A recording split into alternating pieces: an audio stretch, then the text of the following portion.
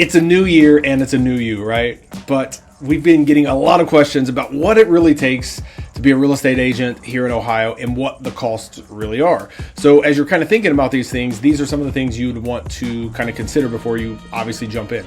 So before you quit your job, let's talk about the stuff that no one ever talks about.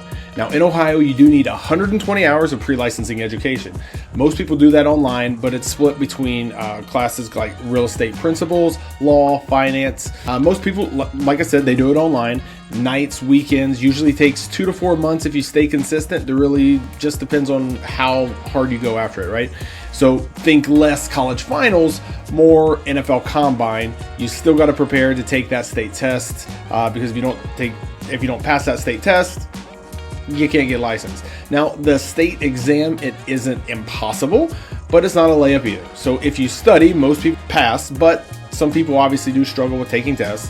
But if you wing it, you know, just plan on coming back because it is really difficult and they try to trip you up. But here's where most people get surprised.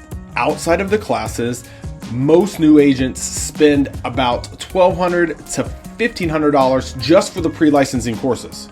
That's not getting licensed and approved with all the boards, right? So you have $60 to $80 for fingerprints. You have to do a background check. You have to pay for the state exam.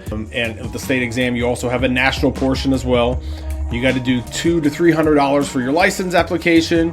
$500 to, I'll say $1,200. It just went up here locally for MLS and local board dues. And depending on your brokerage, you might have to pay for E&O, which is errors and omissions insurance. That can range roughly $500 if you have to pay for it yourself.